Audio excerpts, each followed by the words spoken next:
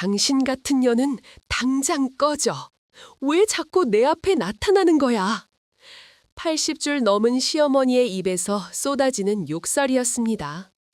며느리 이수연은 묵묵히 고개를 숙인 채 시어머니가 쏟아놓은 물컵을 닦아내고 있었습니다. 10년째 반복되는 일상이었습니다. 치매에 걸린 시어머니는 유독 며느리에게만 극심한 적대감을 드러냈습니다. 가족들은 그저 치매 증상이라고만 생각했습니다. 하지만 시어머니가 세상을 떠난 뒤 변호사가 읽어준 편지 한 장이 모든 진실을 드러냈습니다. 30년 전 두 사람 사이에 있었던 비밀이 공개되는 순간이었습니다. 이 이야기의 결말이 궁금하시면 끝까지 영상을 시청해 주세요.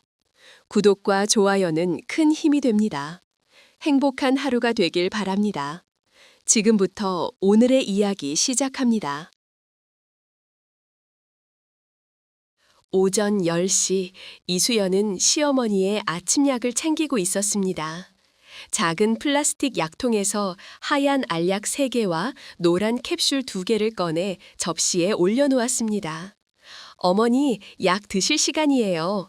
수연이 조심스럽게 다가가자 거실 소파에 앉아있던 박정숙이 고개를 확 돌렸습니다. 누구야? 너! 정숙의 목소리에 날이 서 있었습니다. 저예요, 어머니. 수연이요. 수연? 그게 누군데? 난 너 같은 사람 모른다고. 정숙이 손을 휘저으며 약 접시를 쳐냈습니다. 알약들이 바닥으로 흩어졌습니다. 수연은 무릎을 꿇고 약을 하나씩 주워 담았습니다. 손등에 정숙의 슬리퍼가 스쳤지만 수연은 표정 하나 바꾸지 않았습니다. 어머니, 약을 안 드시면 안 돼요. 혈압약이랑 치매약이거든요. 닥쳐. 네가 감히 나한테 명령해? 네 주제에? 정숙의 목소리가 점점 높아졌습니다. 넌 자격이 없어. 자격이 없다고. 왜 자꾸 내 눈앞에 나타나는 거야? 수연의 손이 잠시 멈췄습니다. 하지만 곧 다시 움직여 마지막 알약을 집어들었습니다. 제가 어머니를 돌봐드리는 게 당연하잖아요. 당연? 웃기지 마. 너 같은 년이 우리 집에 있는 것 자체가 말이 안 돼. 정숙이 수연의 팔을 밀쳤습니다. 수연이 중심을 잃고 뒤로 주저앉았습니다. 너 때문에. 정숙의 말이 흐려졌습니다. 눈빛이 흔들리기 시작했습니다. 미안해. 정말 미안해. 갑자기 정숙의 목소리가 떨렸습니다. 하지만 이내 다시 얼굴이 일그러졌습니다. 아니야, 미안할 거 없어. 꺼져. 당장 꺼지라고. 수연은 천천히 일어나 부엌으로 들어갔습니다. 싱크대에 기댄 채 깊은 숨을 내쉬었습니다. 손이 미세하게 떨리고 있었습니다. 10년 동안 매일 반복되는 일이었지만 여전히 가슴 한쪽이 저려왔습니다. 수연은 차가운 물로 얼굴을 씻고 다시 거실로 나왔습니다. 정숙은 소파에 웅크린 채 창밖을 바라보고 있었습니다. 작고 떨리는 목소리가 들렸습니다. 수연아. 수연의 발걸음이 멈췄습니다. 수연아, 미안해. 정말 미안해. 하지만 정숙이 고개를 돌렸을 때는 다시 차가운 눈빛이었습니다. 왜 안 나가? 빨리 꺼지라고 했잖아. 수연은 대답 없이 바닥에 떨어진 약들을 다시 주었습니다. 새 물컵을 가져와 정숙 옆 테이블에 조용히 놓았습니다. 천천히 생각하시고 드세요, 어머니. 정숙은 대답 대신 고개를 돌렸습니다. 떨리는 손으로 물컵을 쥐었지만 입으로 가져가지는 못했습니다. 수연은 부엌으로 돌아가 점심 준비를 시작했습니다. 도마 위에서 칼질하는 소리만이 조용히 거실로 퍼져나갔습니다. 저녁 7시 박진우가 퇴근했습니다. 현관문을 열자마자 거실에서 들리는 고함 소리에 인상을 찌푸렸습니다. 또 시작이네. 진우는 구두를 벗으며 한숨을 내쉬었습니다. 거실에서는 정숙이 수연을 향해 소리를 지르고 있었습니다. 당신이 뭔데 나한테 이래라 저래라야. 건방진 년. 수연은 식탁에 저녁상을 차리던 중이었습니다. 어머니, 진정하세요. 저녁 드셔야죠. 누가 차려달라고 했어? 너 같은 년이 차린 밥 먹으면 체해. 진우가 거실로 들어왔습니다. 엄마, 그만 좀 하세요. 진우야, 네가 왜 이런 여자랑 결혼했어? 왜? 정숙이 아들을 붙잡았습니다. 엄마는 반대했잖아. 내가 분명히 말했는데. 진우는 어머니의 손을 떼어냈습니다. 엄마, 치매라서 그러시는 거예요. 아무 의미 없는 말씀이니까 신경 끄세요. 치매? 나 정신 멀쩡해. 이 여자가 문제라고. 정숙의 목소리가 더 커졌습니다. 진우는 수연에게 눈짓을 했습니다. 당신이 엄마 좀 방으로 모셔드려. 나 씻고 올게. 수연이 정숙에게 다가가자 정숙은 뒤로 물러섰습니다. 만지지 마. 네 손 더러워. 어머니, 방에 가서 쉬세요. 제가 모셔다 드릴게요. 싫어. 너 같은 년이 내 방에 들어오는 거 싫다고. 현관문이 다시 열리고 손녀 민지가 들어왔습니다. 할머니, 제가 왔어요. 민지의 목소리에 정숙의 표정이 환해졌습니다. 민지야. 우리 예쁜 민지. 할머니, 오늘 기분 어때요? 민지가 정숙의 손을 잡았습니다. 민지야, 저 여자 좀 내보내줘. 할머니는 저 여자 보기 싫어. 민지가 난처한 표정으로 수연을 바라봤습니다. 수연은 고개를 저으며 부엌으로 들어갔습니다. 할머니, 엄마는 할머니 돌봐드리려고 노력하시는 거예요. 노력? 그게 노력이야? 다 거짓말이야. 저 여자는. 정숙의 목소리가 낮아졌습니다. 저 여자는 나를 벌 주려고 온 거야. 무슨 말씀이세요? 나는 알아. 내가 뭘 했는지. 30년 전에 내가. 할머니, 30년 전엔 무슨 일이 있었어요? 민지가 조심스럽게 물었습니다. 정숙은 입을 다물었습니다. 눈빛이 흔들리더니 갑자기 민지의 손을 뿌리쳤습니다. 몰라. 나도 몰라. 그냥 저 여자가 싫어. 민지는 할머니를 방까지 모셨습니다. 거실로 돌아온 민지는 부엌에서 설거지하는 수연에게 다가갔습니다. 엄마, 힘들죠? 괜찮아. 익숙해. 수연의 목소리는 담담했습니다. 할머니가 왜 엄마한테만 저러는 걸까요? 치매가 그런 거지. 네 아빠 말처럼. 근데 할머니가 이상한 말씀을 하셨어요. 30년 전 일이라고. 수연의 손이 잠깐 멈췄습니다. 30년 전? 네, 엄마가 할머니를 벌 주러 왔다고. 무슨 뜻인지 모르겠어요. 수연은 계속 설거지를 했습니다. 치매 환자는 없는 기억도 만들어. 신경 쓰지 마. 하지만 수연의 손은 미세하게 떨리고 있었습니다. 거실에서 진우의 목소리가 들렸습니다. 여보, 밥 먹어요. 수연은 손을 닦고 거실로 나왔습니다.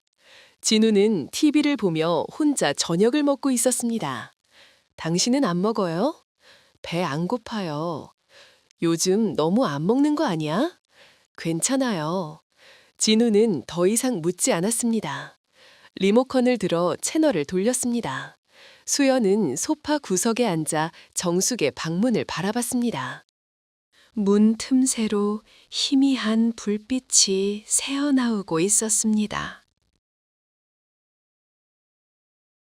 2달 후 정숙의 상태가 급격히 나빠졌습니다. 집에서 계단을 내려오다 넘어진 것이 계기였습니다.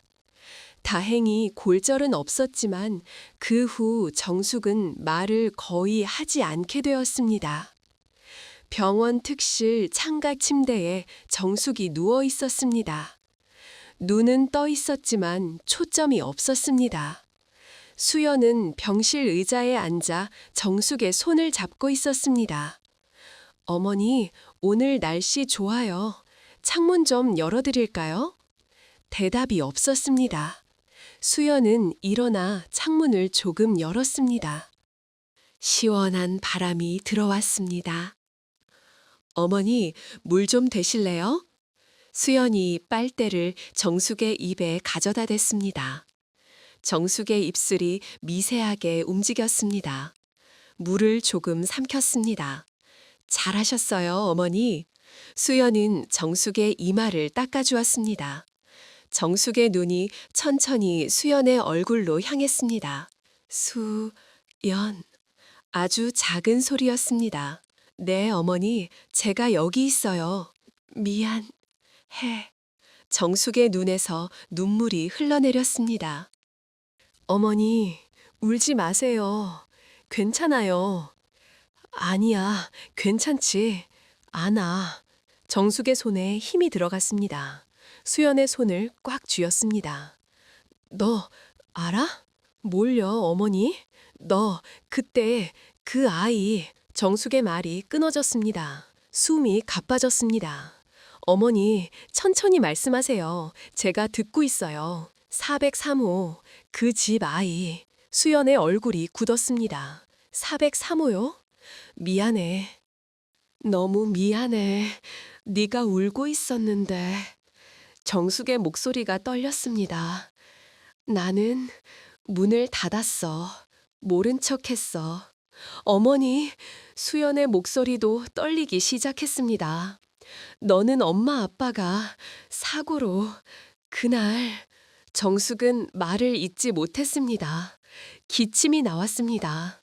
어머니, 그만하세요. 너무 힘드실 거예요. 아니야, 말해야 해. 이제라도. 정숙이 수연의 손을 더 세게 잡았습니다. 너는 10살이었어. 혼자, 아무도. 제가 기억을 못하는데. 수연의 눈에도 눈물이 고였습니다. 다행이야. 기억 못하는 게 차라리. 정숙의 눈이 감겼습니다. 나는 평생 널 찾았어. 미안하다고 말하고 싶었어. 어머니, 제가 그 아이예요? 정말요? 정숙은 대답하지 못했습니다. 힘없이 고개만 끄덕였습니다. 그 순간 병실 문이 열렸습니다. 진우가 들어왔습니다. 엄마 상태 어때? 진우가 침대로 다가왔습니다. 수연은 황급히 눈물을 닦았습니다. 조금 말씀하셨어요. 뭐라고 하셨는데? 그냥 옛날 얘기요. 진우는 어머니의 손을 잡았습니다. 엄마, 나 왔어요. 진우? 정숙은 눈을 뜨지 못했습니다. 가쁜 숨만 반복되었습니다. 진우가 간호사 호출 버튼을 눌렀습니다. 여보, 의사 선생님 좀 불러봐요. 수연은 벽에 기댄 채 정숙을 바라봤습니다. 30년 전 403호 아파트. 부모님이 교통사고로 돌아가신 그날. 10살 배기 아이가 복도에서 울고 있었다는 것. 그 아이가 자신이었다는 것. 그리고 그 옆집이 지금의 시어머니였다는 것. 수연의 가슴이 무너져 내렸습니다. 일주일 후 박정숙은 조용히 눈을 감았습니다. 장례식장은 찾아오는 사람들로 붐볐습니다. 정숙이 오랫동안 교사로 일했기에 제자들이 많이 왔습니다. 수연은 상주석에 앉아 조문객들에게 고개를 숙였습니다. 눈은 빨갛게 부어 있었지만 표정은 담담했습니다. 진우는 조문객들을 응대하느라 분주했습니다. 고맙습니다. 찾아주셔서 감사합니다. 조문이 끝나갈 무렵 낯선 남자가 빈소 안으로 들어왔습니다. 60대 후반으로 보이는 남자였습니다. 단정한 양복 차림에 서류 가방을 들고 있었습니다. 실례합니다. 고인과 생전에 인연이 있던 김철수 변호사입니다. 진우가 의아한 표정으로 다가갔습니다. 변호사님이요? 저희 어머니와 무슨? 고인께서 2년 전에 저를 찾아오셨습니다. 유언을 남기고 싶다고 하시더군요. 유언이요? 민지가 놀란 표정으로 물었습니다. 네. 그리고 이 편지를 장례식 날 상주들 앞에서 읽어달라고 부탁하셨습니다. 김철수가 서류 가방에서 봉투 하나를 꺼냈습니다. 낡은 하얀 봉투였습니다. 봉투 겉면에는 떨리는 글씨로 수연에게라고 적혀 있었습니다. 이수연 씨 계십니까? 수연이 천천히 일어났습니다. 제가 이수연입니다. 고인께서 당부하셨습니다. 가족들이 모인 자리에서 이 편지를 소리내어 읽어달라고요. 진우가 다가왔습니다. 저희가 먼저 봐도 되겠습니까? 고인의 유언은 반드시 공개적으로 낭독되어야 합니다. 변호사인 제가 읽어드리겠습니다. 김철수는 조문객들을 향해 정중히 말했습니다. 잠시 자리를 비워주시면 감사하겠습니다. 조문객들이 하나둘 빈소를 나갔습니다. 빈소 안에는 가족들만 남았습니다. 수연, 진우, 민지, 그리고 친척 몇 명이 의자에 앉았습니다. 김철수는 봉투를 조심스럽게 열었습니다. 편지지 여러 장이 들어 있었습니다. 그럼 시작하겠습니다. 김철수가 편지를 읽기 시작했습니다. 수연아, 이 편지를 읽을 때쯤이면 나는 이미 세상을 떠났겠지. 수연의 손이 떨렸습니다. 네가 내 며느리가 된 날 나는 너를 알아봤어. 진우가 놀란 표정으로 수연을 봤습니다. 30년 전 402호 옆집에 살던 10살짜리 아이. 네가 바로 그 아이였어. 편지를 듣던 민지가 입을 막았습니다. 그날 밤 너는 복도에서 울고 있었지. 내 부모님이 교통사고로 돌아가셨다는 소식을 들은 직후였어. 김철수의 목소리가 빈소 안에 울렸습니다. 너는 우리 집 문을 두드렸어. 무섭다고, 혼자는 무섭다고 울면서. 수연의 눈에서 눈물이 흘러내렸습니다. 하지만 나는 문을 열어주지 않았어. 진우의 얼굴이 굳었습니다. 현관 문구멍으로 네가 우는 모습을 보면서도 나는 못 본 척했어. 어머니, 진우가 중얼거렸습니다. 그때 나는 내 걱정밖에 하지 않았어. 남의 아이를 돌보는 게 귀찮았어. 책임지기 싫었어. 김철수는 잠시 멈췄다가 계속 읽었습니다. 그 다음 날 너는 고아원으로 갔지. 친척도 없었으니까. 김철수가 편지의 다음 장을 넘겼습니다. 나는 그 일을 잊으려고 애썼어. 하지만 30년 동안 단 하루도 잊은 적이 없었어. 빈소 안은 숨소리만 들릴 정도로 조용했습니다. 그러다 25년 후 내 아들이 여자를 데려왔어. 결혼하고 싶다고. 진우가 고개를 떨구었습니다. 첫눈에 알아봤어. 네가 그 아이라는 걸. 402호 앞에서 울던 그 아이. 성장한 내 얼굴에서 어린 시절 모습이 그대로 보였어. 수연은 눈을 감았습니다.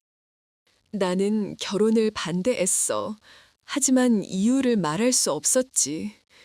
내가 30년 전에 너를 외면했다고, 문을 닫아버렸다고 어떻게 말해? 김철수의 목소리가 떨렸습니다. 결국 너희는 결혼했고 너는 내 며느리가 되었어. 그때부터 지옥이 시작됐어. 내 지옥이. 민지가 조용히 흐느끼기 시작했습니다. 너를 볼 때마다 그날 밤이 떠올랐어. 네가 문을 두드리던 소리, 네가 울던 모습, 나는 너에게 잘해주고 싶었어. 30년 전 빚을 갚고 싶었어. 하지만 네가 나를 편하게 대할 때마다 가슴이 찢어지는 것 같았어. 진우가 손으로 얼굴을 가렸습니다. 너는 날 어머니라고 불렀어. 나를 진짜 어머니처럼 대해줬어. 나는 그 자격이 없었어. 네가 10살 때 너를 버린 사람인데. 그래서 치매가 오고 나서 나는 너에게 욕을 했어. 김철수가 잠시 말을 멈췄습니다. 목소리를 가다듬고 다시 읽었습니다. 사실은 이렇게 말하고 싶었어. 수연아, 미안해. 나 같은 사람이 네 시어머니가 돼서 미안해. 하지만 입에서는 욕이 나왔어. 당장 꺼져. 너 같은 년. 그런 말들이. 수연은 소리 없이 울고 있었습니다. 치매는 나의 변명거리였어. 이성적으로는 참을 수 있었던 죄책감이 치매로 억제력을 잃으면서 욕으로 나온 거야. 내가 정말 하고 싶었던 말은 떠나줘. 나 같은 사람 곁에 있지 마였어. 너는 날 용서할 필요 없어. 용서받을 자격도 없으니까. 김철수는 마지막 장을 펼쳤습니다. 하지만 이것만은 알아줘. 너는 정말 훌륭한 사람이야. 10년 동안 나를 돌봐줬지. 내가 욕하고 밀치고 모욕해도 한 번도 화내지 않았지. 나는 네가 무슨 생각으로 그렇게 할 수 있었는지 모르겠어. 어쩌면 너는 날 용서한 걸지도 몰라. 기억도 못하니까. 하지만 나는 나를 용서할 수 없어. 죽는 순간까지도. 이 편지는 고백이야. 진우와 민지에게도 진실을 알려주고 싶었어. 그들이 널 이해하길, 네가 얼마나 대단한 사람인지 알아주길 바라. 김철수의 목소리가 완전히 흔들렸습니다. 수연아, 너를 사랑했어. 며느리가 아니라 30년 전 내가 구해줬어야 했던 그 아이로서. 내가 그날 문을 열어줬더라면 네 인생은 달라졌을 거야. 고아원이 아니라 따뜻한 집에서 자랄 수 있었을 텐데. 이제 가서 그날의 나를 만나면 문을 열라고 소리칠 거야. 그리고 10살짜리 너를 꼭 안아줄 거야. 미안해, 수연아. 정말 미안해. 편지가 끝났습니다. 빈소안은 흐느낌으로 가득 찼습니다. 진우는 수연에게 다가가 무릎을 꿇었습니다. 여보, 미안해. 나는 아무것도 몰랐어. 수연은 고개를 저었습니다. 괜찮아요. 괜찮을 리가 없잖아. 엄마가 당신한테 그런 짓을.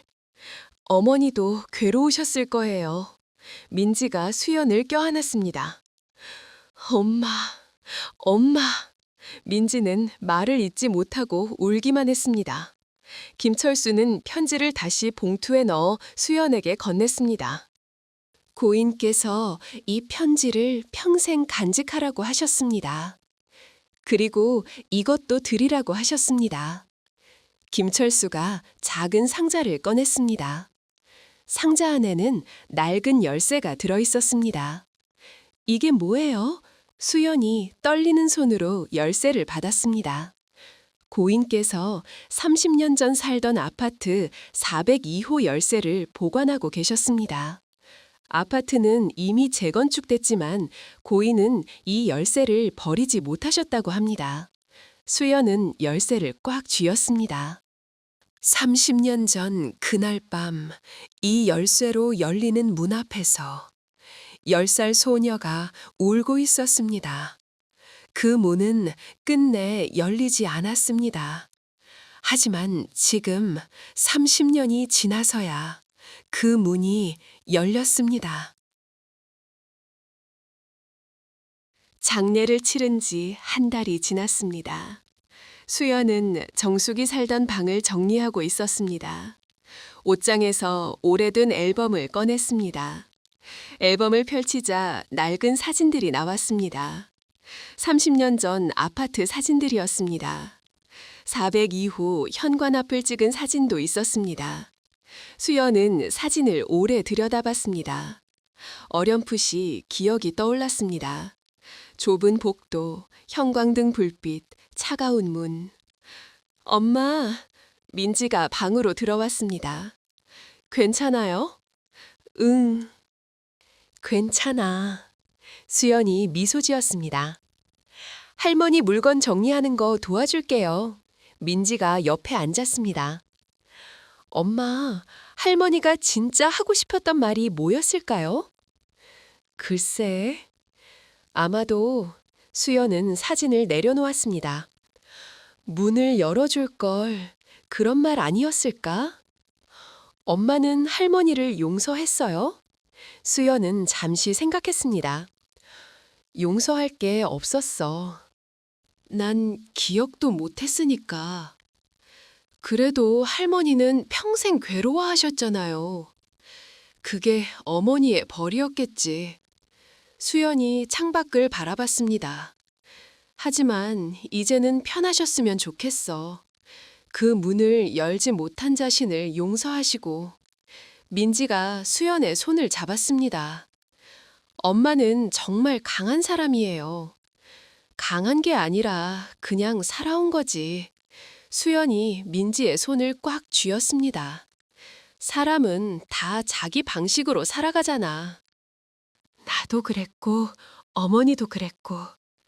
엄마, 사랑해요. 나도 사랑해, 민지야. 거실에서 진우의 목소리가 들렸습니다. 여보, 민지야, 저녁 먹자. 두 사람은 일어나 거실로 나갔습니다. 식탁에는 진우가 차린 저녁상이 있었습니다. 내가 요리했어. 맛은 장담 못하지만 진우가 머쓱하게 웃었습니다. 고마워요. 세 사람은 식탁에 둘러앉았습니다. 예전처럼 TV 소리만 가득한 식사가 아니었습니다. 엄마 방에서 이 앨범 찾았어요. 민지가 앨범을 펼쳤습니다. 우와, 아빠 진짜 젊었네요. 그때는 나도 머리숱이 있었지. 진우가 웃었습니다. 여기 엄마 어렸을 때 사진도 있어요. 민지가 사진 한 장을 가리켰습니다. 고아원 앞에서 찍은 단체 사진이었습니다. 앞줄 가운데에 12살쯤 되어 보이는 소녀가 서 있었습니다. 이게 나? 수연이 사진을 자세히 봤습니다. 맞아요. 여보, 미안해. 더 일찍 알았어야 했는데. 됐어요. 다 지난 일이에요. 앞으로 잘할게. 당신한테 더 잘할게. 수연은 고개를 끄덕였습니다. 식탁 위로 따뜻한 저녁 햇살이 비쳤습니다. 창밖으로 보이는 하늘은 붉게 물들어 있었습니다. 수연은 가방에서 낡은 열쇠를 꺼냈습니다. 30년 전 402호의 열쇠. 그 문은 이제 없었습니다. 하지만 수연의 마음속 어딘가에서 그 문이 천천히 열리고 있었습니다. 그 문 너머에는 10살 소녀가 서 있었습니다. 더 이상 울고 있지 않았습니다. 누군가 손을 내밀고 있었습니다. 30년 늦었지만 그 손을 잡을 수 있었습니다. 수연은 열쇠를 서랍 깊숙이 넣었습니다. 이제는 기억하지 않기로 했습니다. 대신 앞을 보기로 했습니다. 가족들과 함께 남은 날들을 살아가기로 했습니다. 오늘 이야기 어떠셨나요? 재미있으셨다면 구독과 좋아요 부탁드려요. 여러분의 소중한 가족들과 더욱 행복한 시간 보내시길 바라며 오늘의 이야기를 마치도록 하겠습니다. 고맙습니다.